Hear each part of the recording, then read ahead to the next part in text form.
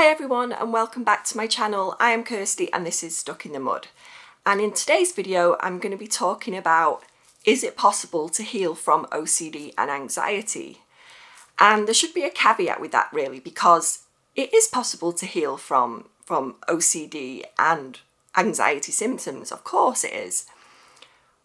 But it's going to take a lot of hard work, and I think that is something maybe we're not always prepared for when we're trying to get better from these things, because it's a lot of work. Because I've been there more than once. I've been at that rock bottom place and I'm unsure if I can do it again.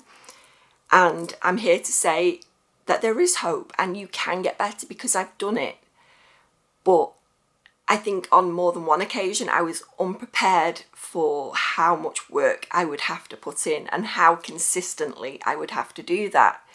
Because once you're hooked in with OCD and you're getting all the anxiety symptoms, you may be having frequent panic attacks, we're so consumed by it, and we're so, I like to think of a snowball, we've snowballed, and you think of that snowball at the top of a mountain, and if it rolls down it gets bigger and bigger and bigger and bigger, and that is, we've really involved ourselves for some time, and we've got ourselves involved with these OCD thoughts, and we've also probably got really anxious with it as well, because the more and the longer this goes on, the more anxious we get and the more symptoms we'll probably face. And it's been like that for me for quite a few, I've had it quite a few times when I've been in a really difficult place with it, and it's impacted my ability to function normally.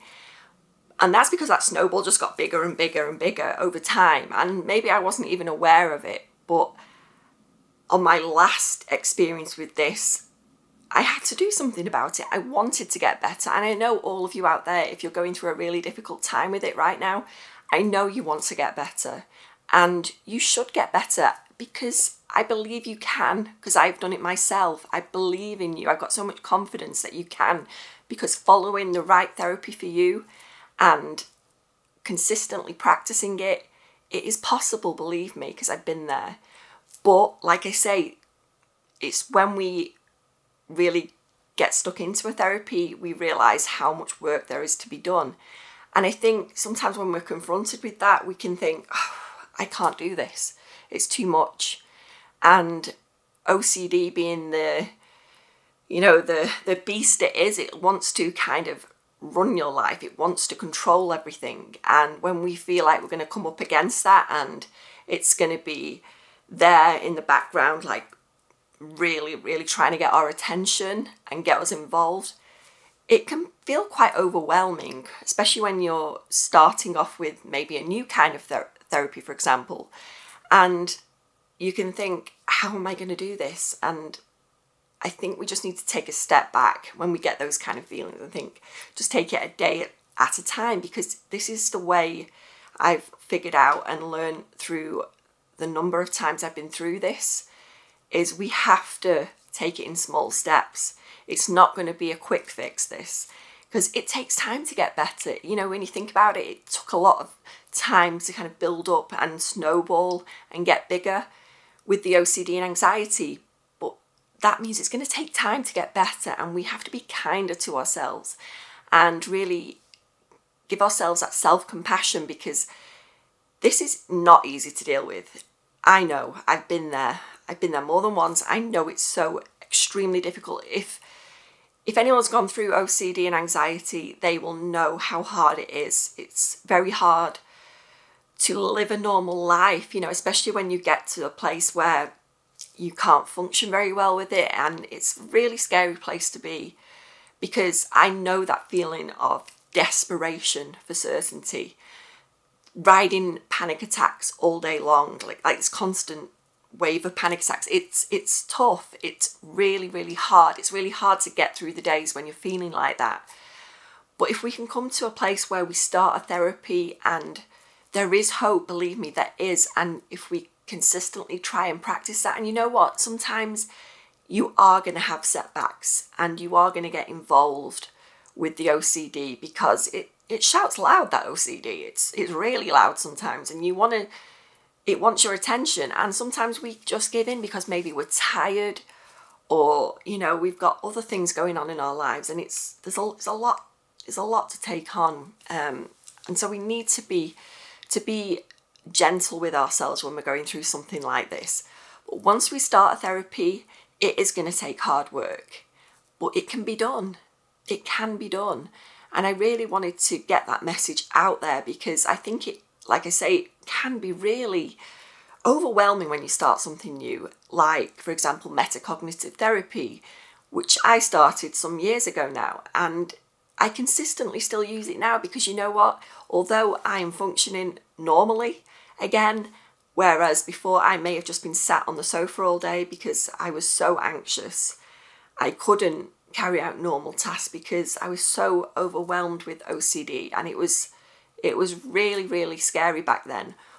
But guess what? Because I practice consistently leaving those thoughts alone, letting them be there in the background, they're still going to be chattering on and trying to get my attention. But because I didn't let them in, I just kind of let them be there on that kind of peripheral vision. You could imagine it like, I know that they're there, but I'm not involving myself. And that's the difference. If we're not engaging with them, they can do what they like. But we're not trying to change them. We're giving them as little attention as possible. And like I say, you are going to find days where it's easier than others. And that can be for a number of reasons. It could be something to do with hormones, like for women, a lot of the time, even now I find I have a spike in intrusive thoughts just before I have my menstrual cycle, and that is really common, I found. So there may be other factors, like if you're tired, this affects men and women in different ways. But don't worry about those days when it's difficult, because next day is a new day and we can get back up there again. But it's important to try and let these thoughts just be there, not get involved with them. Let them say whatever they want. Don't try to change them, because that is a trick OCD likes to pull as well. It likes to think you can make conditions around it where we just need to go, no, you're an OCD thought, I'm leaving you that right there. Or postponing to later, postponing worry. That is another method as well. We can postpone this thought to later, and then when later comes, we can postpone it again so we don't get ourselves involved. There's all little different techniques I talk about in my videos about how to let the thought be there.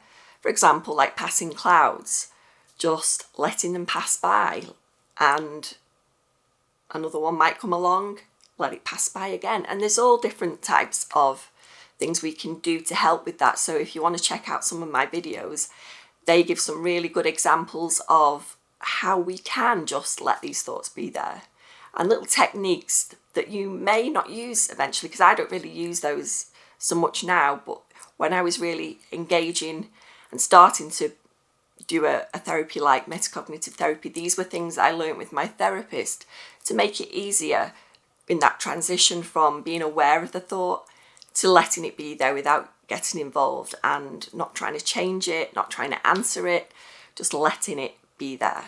So yes, it's going to be hard work, but it is possible to heal from OCD and anxiety. And I just wanted to talk about this today because I think it's important to know that yes, it is going to take work, but it is achievable. You deserve to live a life where OCD isn't running things and controlling your life, because I know if you're going through something like this, you're a sensitive person. I know OCD affects sensitive people extremely, and it's life-limiting OCD. It really does make you change the way you live your life, and you don't deserve that. We deserve to live these fulfilling lives where we're still moving towards our values and goals, but they may still be there, the thoughts. That's fine. We don't engage with them the same, and we have a different relationship with our thoughts. They are just thoughts because they say nothing about you. So thanks for watching today. I hope this has helped and given you the hope that you need to maybe start a new therapy or continue on a path with therapy that you may be doing already, because you are not your thoughts. You are so much more. I'll see you in the next video, guys. Thanks for watching.